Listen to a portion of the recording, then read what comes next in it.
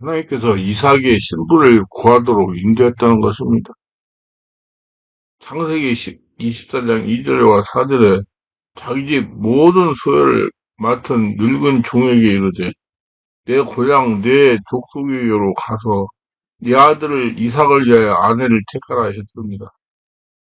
하늘의 하나님 여호와께서 내 아버지의 집과 내 본토를 떠나게 하시고 내게 말씀하시며 내게 맹세하여 이르기를 이 땅은 내 씨에게 주려 하셨으니 그가 그 사자를 내 앞서 보낼지니라. 내가 거기서 네 아들을 위하여 아내를 택할지라고 말한 것입니다. 그제 정렬도 성령의 인도를 받아 배우자를 구해야 됩니다.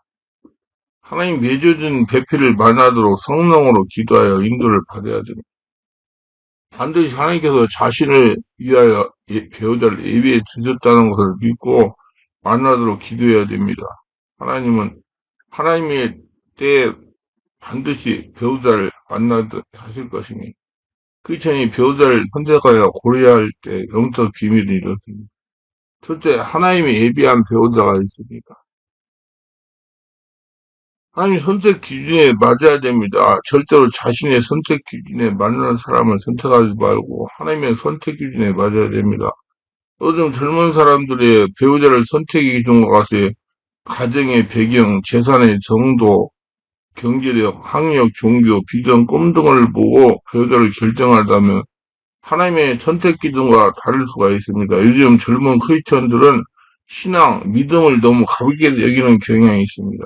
성경은 분명히 경고하고 있습니다. 불신자와 결혼하지 말라. 고린도서 6장 14절. 근데 사람들은 타협을 시도합니다. 불신자도 전도하면 되잖아요. 그러면 누가 불신자를 전도해요? 대답이 그럴 듯 합니다. 그래서 성경은 그런 구제 결혼을 하라고 하지 않습니다. 결혼 물건을 사는 것처럼 잘못됐다고 바꿀 수 있는 정도가 아닙니다. 때문에 처치맨만 가지고도 어렵습니다. 처치맨이란 주일 신자를 교회에 다니는 사람을 말하는 것입니다. 결혼에 그 이상의 문제입니다. 확실한 믿음이 체험이 있어야 됩니다. 하나님을 주인은 모시고 하나님을 뜨겁게 사랑하며 하나님이 하라고 하면 목숨까지 버릴 수 있다는 믿음이 있어야 됩니다. 함께 사는 것도 같이 멀고 험한데 신앙이 갈등하며 산다는 건 그 자체가 얼마나 고통스러운 일인지 모릅니다. 자신을 진정으로 사랑하는가입니다. 사랑은 이렇게 고백됩니다. 너는 너를 원래 그래서 널 사랑한다. 이것을 선택하면 안 됩니다. 나는 널 사랑해. 그러니까 너를 필요로 해. 이런 사람을 선택해야 됩니다. 한타원 깊이 생각해보면 이 두 마디에는 엄청난 차이가 있습니다. 많은 사람들이 결혼관이 차이가 있습니다. 많은 사람들이 결혼하는 목적은 오직 한 가지입니다. 결혼한 사람이 되기 위해 결혼을 시도합니다. 그래서 결혼은 비극입니다. 그가 나를 원하는 것이 단순히 엑스나 훈장을 달기 위한 것이라면 피해야 됩니다.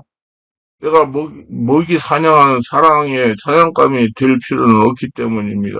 나를 사랑하기 때문에 필요한 거 아니면 나를 필요로 하니까 사랑한다고 하는 거. 이것이야말로 제일 먼저 던져봐야 할 질문입니다. 그 사랑을 확인하세요. 사랑은 오래 참고 사랑은 온유하며 투기하는 자가 되지 아니하며 사랑은 자랑하지 아니하며 교만하지 아니며 무례히 행치 아니하며 자기의 유익을 구치 아니하며 이 가운데 50점만 줄 수 있어도 성공입니다. 나머지 50점은 함께 답안지를 채우고 가면 되는 것입니다. 참고 인내하며 기다릴 수 있어야 됩니다. 하나님이 아담에게 처음부터 짝을 주셨던 것은 아닙니다.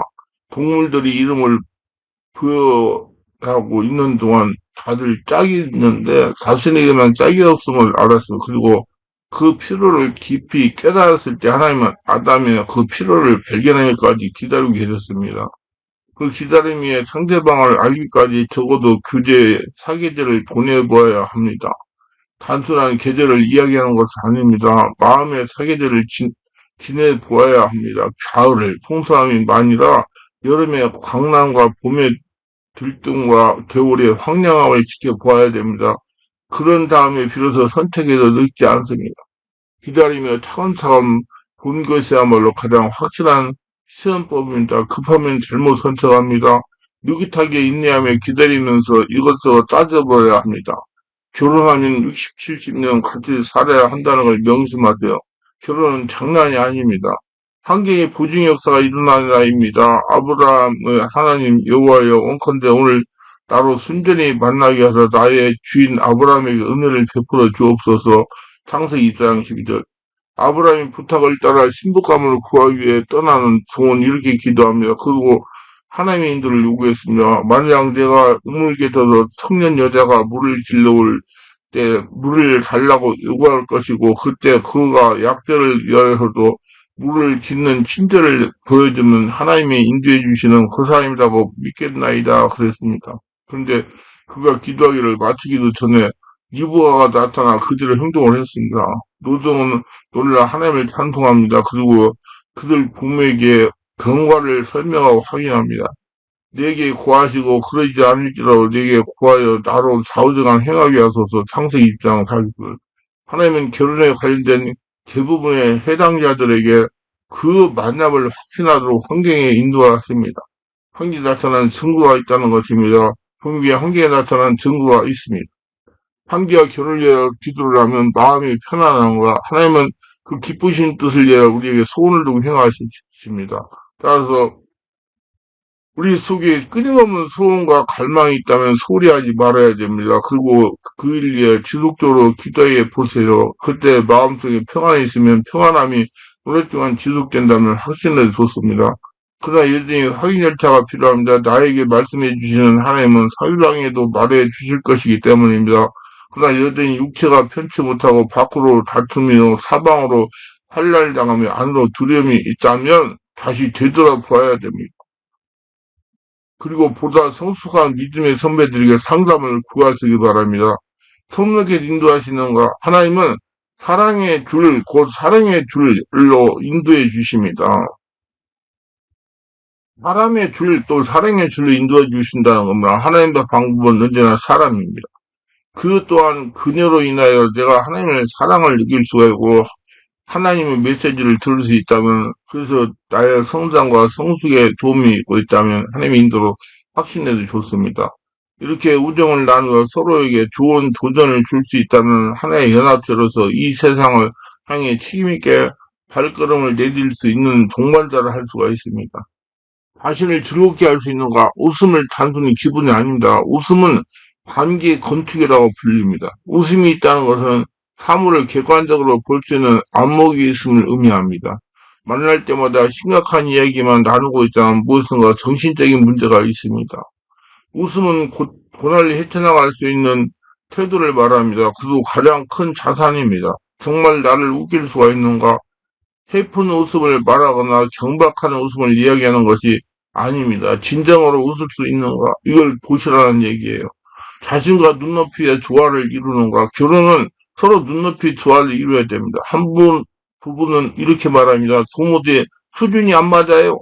결혼했으면 눈높이를 맞춰야 됩니다.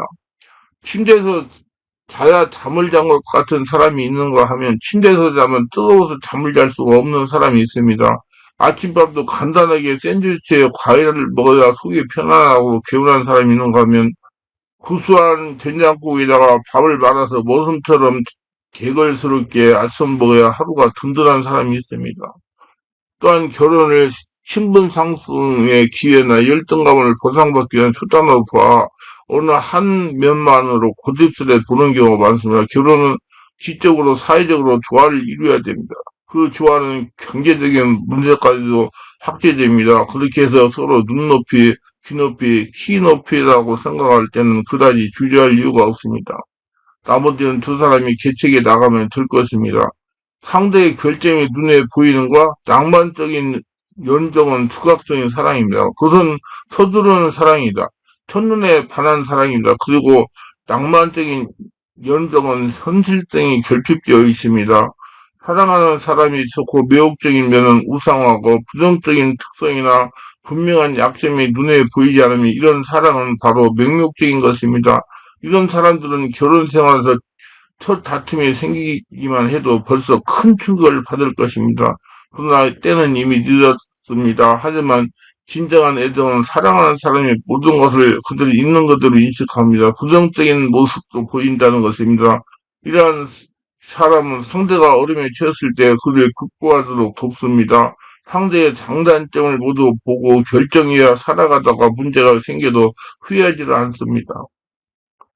상대를 만나면 안기고 싶은가, 상대방이 얼마나 정서적으로 성숙했는가는 밥을 먹을 때, 길을 걸어갈 때, 전화를 걸 때 등의 일상생활을 조금만 눈여겨보아도 알 수 있습니다. 항상 무엇인가 쫓기고 불안한 기색이 보이거든 다시 생각해 볼 일이나 일에 쫓긴다든지 업적을 자랑하는 일에 관심을 보인다면 긴장과 조바심이 느껴진다면 아사라입니다.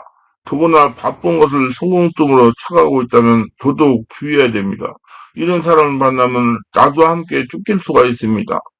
반대로 상대방을 만나면 너무나 편안하고 안기고 싶다면 그게 내 짝이라고 여기시길 바랍니다. 로맨스를 놓치지 말아야 됩니다. 로맨스란 단순히 타오르는 사랑을 말합니다. 어떤 책은 로맨스에 대해서 이렇게 말합니다. 로맨스는 하나님의 해답이다. 왜 그런가? 하나님은 매우 인간적인 방법으로 우리를 자기 중심에서 타인 중심으로 이끌어 내주십니다. 하나님은 우리의 사랑이 서로 행복을 경고해야 하고 성장시에 만족스러운 경험이 되기를 원하신다. 그래서 노맨스는 하나님 우리 인간에게 사랑한다는 걸 맛볼 수 있게 해준다고 했습니다. 우리는 서로를 깊이 사랑함으로 하나님께서 우리에게 내주신 하나님의 친근함을 경험하고 깊이 느낄 수가 있게 됩니다. 그리고 노맨스는 결혼으로 끝나지 않더라도 그 의미는 깊습니다. 노맨스가 찾아올 때는 기대를 가지고 그 부름에 응하기를 바랍니다. 노맨스를 통해 새로운 세상을 들여다보아야 됩니다. 이렇게 노맨스를 맞이하는 동안 위의 조건들이 부합되는 파트너가 나타나거든 꼭 찍어야 됩니다. 너무 오랫동안 수목되다가 있을 필요는 없습니다. 그래서 빨리 정해가지고 배우자로 선택해서 결혼을 위해 올인을 하시기 바랍니다. 기도합니다. 오늘 또 저 설교를 끝까지 시청하신 분들 축복가 없어서 구독, 좋아요, 알람 설정 공유하신 분 축복가 쓰고 또 배우자를 잘 선택해서 후회하지 않고 일대 먼 길 걸어가는 복된 축복에 짝이 다 찾아서 하나님의 영광을 드러내게 하소서 예수님 이름으로 기도합니다. 아멘.